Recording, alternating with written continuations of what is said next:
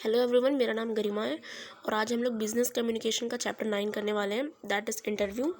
तो आप लोग से रिक्वेस्ट है कि अगर आपको ये वीडियो अच्छी लगी तो इसको लाइक कर दीजिएगा और चैनल को सब्सक्राइब कर दीजिएगा ऐसे कंटेंट को लेने के लिए। ठीक है, इस तरीके के कंटेंट मैं इस चैनल पे प्रोवाइड करती हूँ। डेली मैं वीडियोज़ अपलोड करूँगी और आप लोग का सिलेबस जल्द से जल्द कम्प्लीट करूँगी। ठीक है, तो चलिए शुरू करते हैं। मैंने यहाँ पे नोट्स PDF के फॉर्म में बना लिया है पहले ही से। अब इसको मैं समझाती हूँ आपको। ठीक है,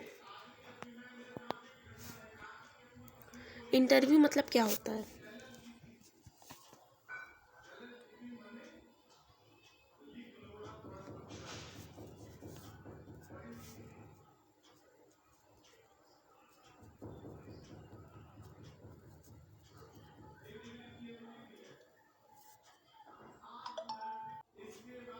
इंटरव्यू का मतलब क्या होता है, मैंने यहाँ पे बहुत ही बड़े एक्सपर्ट की यहाँ पे डेफिनेशन लिखी है, इसको एक बार रीड करते हैं। According to VM Palmer, interview constitutes the situation between two और more individuals requiring both of them mutually to respond. Basically interview का नाम आप लोगों ने बहुत बार सुना होगा। इंटरव्यू मतलब ये होता है कि दो लोगों के बीच में 1 to 1 कॉन्वर्जेसन होता है। ठीक है, ये एक ऐसा सिचुएशन होता है जिसमें दो या दो से ज़्यादा लोग के बीच में कन्वर्सेशन होता है, जिसमें हमारा कोई ऑब्जेक्टिव होता है। ठीक, ऐसे ही हम लोग इंटरव्यू नहीं लेते। फॉर एग्जांपल जैसे आपने सुना होगा UPSC का इंटरव्यू होता है। ठीक, और कहीं एम्प्लॉयमेंट, कहीं आपको जॉब के लिए जाना है तो वहाँ पे भी इंटरव्यू होता है बड़े बड़े ऑर्गेनाइजेशंस में, तो उसी को कहते हैं इंटरव्यू। ठीक, बहुत लोग कंफ्यूज होते हैं इंटरव्यूअर और इंटरव्यूई के बीच में। ठीक, इंटरव्यूअर कौन होता है, जो हमसे सवाल पूछ रहा है, जैसे कि सर मैम लोग। ठीक है, और इंटरव्यूई मतलब जो कैंडिडेट है जो इंटरव्यू देने गया है। ओके, तो बेसिकली इंटरव्यू क्या होता है, ये एक ऐसा सिचुएशन होता है या फिर एक ऐसा प्रोसीजर होता है जो किया जाता है किसके बीच में, दो या दो से ज़्यादा लोग के बीच में, और उसमें 1 to 1 कॉन्वर्जेसन होता है। ठीक, ये डेफिनेशन आप लोग लर्न करके एग्जाम में लिख सकते हो, इसलिए मैंने इसको लिखा था। नेक्स्ट देखते हैं, इसके कुछ ऑब्जेक्टिव्स होते हैं। फर्स्ट देखिए, it is connected to fulfil a particular objective.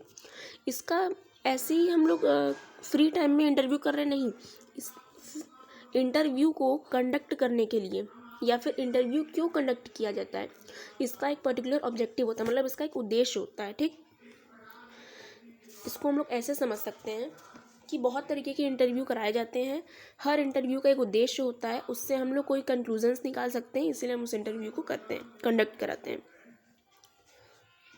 Second देखते हैं, prior preparation is necessary regarding arrangements, mock interview etcetera. Prior मतलब होता है पहले, यानी इंटरव्यू अचानक से नहीं किया जाता है, इंटरव्यू को अचानक से कंडक्ट नहीं कराया जाता है, इसके लिए पहले से प्रिपरेशन करना बहुत ज़रूरी होता है। ठीक, जैसे कभी आपको इंटरव्यू हो तो क्या अचानक से आपको इंटरव्यू के लिए बुला लिया जाता है, नहीं। इंटरव्यू के लिए एक डेट फिक्स होता है, अरेंजमेंट्स की गई होती है, और जो कैंडिडेट है यानी कि जो इंटरव्यूई है वो प्रिपरेशन करता है।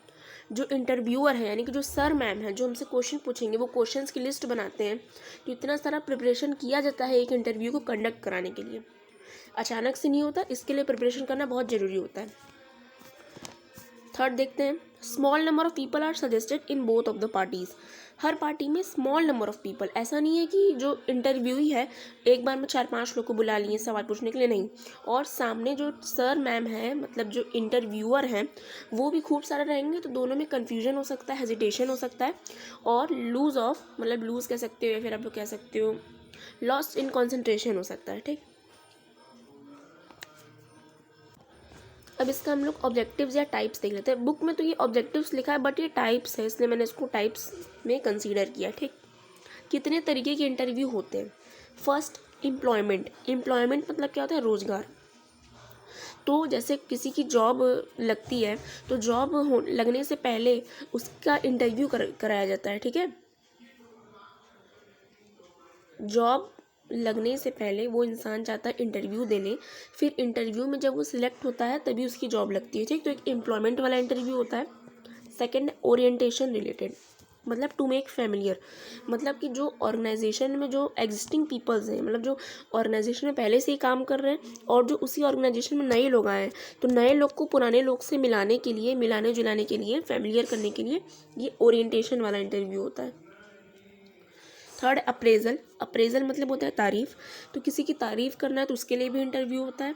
फोर्थ है कंप्लेन, नाम से ही समझ में आ रहा है, कुछ कंप्लेन करना है उससे रिलेटेड भी इंटरव्यू होता है। एग्जिट मतलब कि आप ऑर्गेनाइजेशन छोड़ के क्यों जा रहे हो, इसका कारण जानने के लिए भी इंटरव्यू किया जाता है। नेक्स्ट है कलेक्शन ऑफ इन्फो, इन्फो मतलब इन्फॉर्मेशन, यानी इन्फॉर्मेशन कलेक्ट करने के लिए भी इंटरव्यू किया जाता है। अगर हमें किसी से किसी के बारे में कुछ समझना है, जानना है, तो उसके लिए भी हम लोग इंटरव्यू कंडक्ट करा सकते हैं। ठीक, ये थे कुछ टाइप्स ऑफ इंटरव्यू। इस पे क्वेश्चन बन सकता है, तो इसलिए इसको आप लोग ध्यान से करिएगा।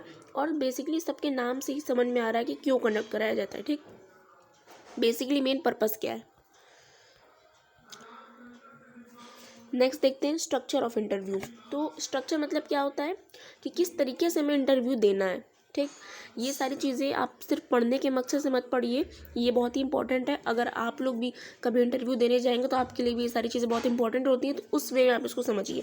पढ़ाई की तरह इसको मत समझिए, एक बेसिकली एक इन्फॉर्मेशन वीडियो की तरह इसको समझिए।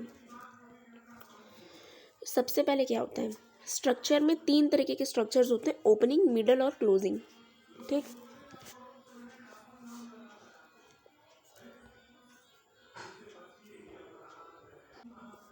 ओपनिंग मतलब क्या होता है, शुरुआत। तो आप अपने आप को लेके देखो इस एग्जांपल में, तो आप शुरुआत में इंटरव्यू देने जा रहे हो, तो शुरुआत में आप क्या करोगे, सबसे पहले वहाँ पे अपना इंट्रोडक्शन दोगे, वहाँ पे जो सर मैम रहेंगे उन्हें आप अपना इंट्रोडक्शन दोगे।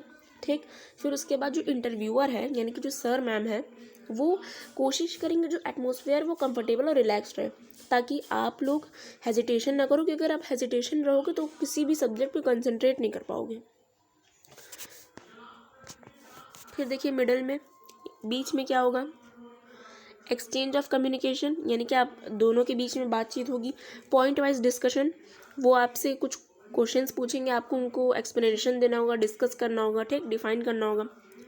Eye contact, eye contact is the most important communicator, हमने बॉडी जेस्चर्स वाले पार्ट में पढ़ चुकी हूँ, मैं आप लोग को पढ़ा चुकी हूँ। लिसन केयरफुली विदाउट हेजिटेशन, मतलब कि आपको वहाँ पे हेजिटेट नहीं करना, वहाँ पे आपको सारी चीज़ें केयरफुली सुनना है। ठीक, क्लोजिंग, क्लोजिंग मतलब लास्ट में, अब इंटरव्यू आपका ख़त्म होने को आया है तो आप उस टाइम क्या करोगे, to give last touch, thanking for the interview. ये सारी चीज़ें बेसिक चीज़ें हैं, इसको आप अपने पे लेके देखो तो आपको खुद ही समझ में आ जाएगा। ठीक है, नेक्स्ट टॉपिक हमारा आ जाता है मॉक इंटरव्यू। मॉक इंटरव्यू मतलब क्या होता है, आप लोगों ने मॉक टेस्ट, मॉक पेपर सुना है ना, बोर्ड एग्जाम दिया है आप लोगों ने, तो मॉक पेपर्स लगाए होंगे, सैम्पल पेपर्स लगाए होंगे, प्रीवियस ईयर पेपर्स लगाए होंगे।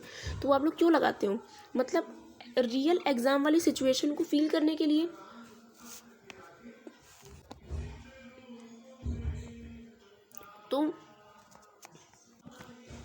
तो मॉक इंटरव्यू का मतलब होता है हैविंग अ रिहर्सल और a practice for the actual interview, यानी एक्चुअल इंटरव्यू कैसा होने वाला उसका हम लोग रिहर्सल करते हैं। ठीक, मतलब हमारा इंटरव्यू कभी होने वाला तो हम लोग खुद से ही प्रैक्टिस करते हैं कि ऐसे ऐसे हम ये सवाल पूछेंगे तो हम इसका ये जवाब देंगे, इस तरीके से हमारा अपीयरेंस होगा, ये हमारा बॉडी जेस्चर होगा। It means creating an actual situation of an interview. In other words, to understand the actual interview, mock interview is conducted. यानी कि जो एक्चुअल इंटरव्यू होता है उसको समझने के लिए कि किस तरीके से इंटरव्यू होगा, इसी के लिए मॉक इंटरव्यू कंडक्ट कराया जाता है। नेक्स्ट टॉपिक देखते हैं, हमारा है रेज्यूम। इसको एक और नाम से जाना जाता है, that is curriculum vitae. It is a summary of person's abilities and achievements. एक इंसान की क्या क्या एबिलिटीज़ हैं और क्या क्या उसके अचीवमेंट्स हैं, यानी कि उसकी खूबियाँ। ठीक है, चाहे वो पर्सनल बेसिस पे हो, एजुकेशनल हो, एडिशनल हो, एक्सपीरियंस या रेफरेंसेस हो, तो वो जब किसी जॉब के लिए अप्लाई करता है तो वो अपनी रेज्यूम देता है, मतलब अपने बारे में डिस्कशन करता है उस रेज्यूम के अंदर। हर एक चीज़ इंक्लूडिंग पर्सनल से लेके, मतलब पर्सनल से मतलब उसका नाम, age, height, weight, gender, address, phone number, ये सब से लेके एजुकेशनल में कि वो 10 कहाँ से किया, कितने मार्क्स, 12 कहाँ से किया, कितने मार्क्स, फिर ग्रेजुएशन क्या क्या पढ़ाई किया, ये सारी चीज़ें। एडिशनल में मतलब हॉबीज़, एक्सपीरियंसेस। रेफरेंस में किसी प्रोमिनेंट पर्सन का नाम, जिससे कि कंपनी या फिर जो बिजनेस ऑर्गेनाइजेशन है वो संपर्क कर सके आपके बारे में और जानने के लिए। तो ये सारी चीज़ें जिसमें वो लिख के देता है उसी को रेज्यूम कहते हैं। ठीक, बहुत ही इंपॉर्टेंट टॉपिक है ये। रेज्यूम बनाने का तरीका क्या होता है, सबसे पहले फर्स्ट नंबर पे हमें पर्सनल इन्फॉर्मेशन देना होता है। ठीक, पर्सनल इन्फॉर्मेशन मतलब हमारा खुद से रिलेटेड। सेकंड में एजुकेशनल इन्फॉर्मेशन, एजुकेशनल मतलब 10, 12 ये सब कहाँ से किया, कितने मार्क्स से किया, कब किया। एडिशनल में आप अपने एक्सपीरियंसेस और हॉबीज़ बता सकते हो कि आप जैसे कि I am fluent in English, I am fluent in Hindi, hobbies बता सकते हो। रेफरेंस में किसी भी जैसे कि कोई बड़े प्रोफेसर हो गए या किसी का भी नाम देना होता है, ताकि अगर बिजनेस ऑर्गेनाइजेशन या फिर कंपनी अगर आपको सिलेक्ट करती है तो आपके बारे में और जानकारी वो उन रेफरेंस वालों से ले सके। ये हमारा लास्ट टॉपिक है, ये है एप्लीकेशन। एप्लीकेशन मतलब क्या होता है, पत्र। हम लोग बचपन से ही पत्र लिखते आ रहे हैं, लेकिन इसमें हम लोग को पत्र लिखना नहीं सीखना है, सिर्फ इसके कुछ एसेंशियल्स यानी कैसा होना चाहिए हमारा एप्लीकेशन ये देखना है। Language should be simple and easy. Simple बात है, जो हमारा लैंग्वेज है वो सिंपल होना चाहिए और ईजी होना चाहिए, ताकि वो कोई भी समझ सके। ऐसा ना हो कि हम बहुत ज़्यादा कठिन कठिन शब्द लिख दें कि कोई समझ ही ना पाए।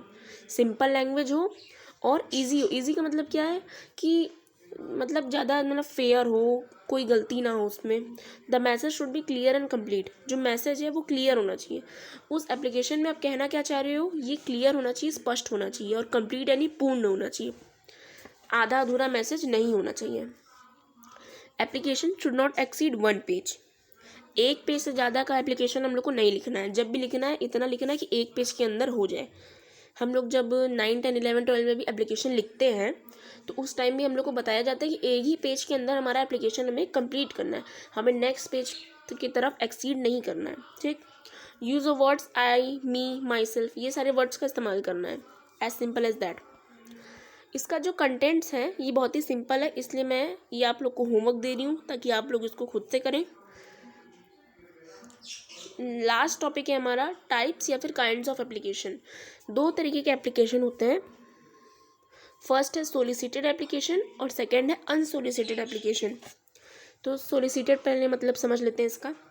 That are submitted in response to advertisement. जैसे फॉर एग्जांपल आपने फ़ोन पे या किसी वेबसाइट पे या टीवी पे या न्यूज़पेपर पे, जर्नल्स पे किसी कंपनी का एडवर्टीजमेंट देखा, फिर आपने सोचा कि उसमें क्यों ना चलो अप्लाई करते हैं, तो उस टाइम जो एप्लीकेशन लिखोगे उसको हम लोग सोलिसिटेड एप्लीकेशन कहते हैं। ठीक। इसी का जस्ट उल्टा होता है अनसोलिसिटेड। इसमें आप किसी का एडवर्टीजमेंट या किसी का प्रचार देखकर वहाँ पे आप एप्लीकेशन नहीं लिख रहे हो, वहाँ पे अप्लाई नहीं कर रहे हो आप। यहाँ पे आपको किसी से बस पता चल जाता है, किसी रिलायबल सोर्स से। ठीक। किसी से भी आपको पता चल जाता है कि यहाँ पे वैकेंसी है तो वहाँ पे अप्लाई कर रहे हो, तो वहाँ पे कौन सा एप्लीकेशन लिखोगे, अनसोलिसिटेड एप्लीकेशन। ठीक। तो यहाँ पे हमारा ये चैप्टर कंप्लीट हो जाता है। अगर आपको ये वीडियो अच्छी लगी हो तो इस वीडियो को लाइक करिएगा, चैनल को सब्सक्राइब करिएगा। मिलते हैं नेक्स्ट वीडियो में। Thank you so much for watching. Bye.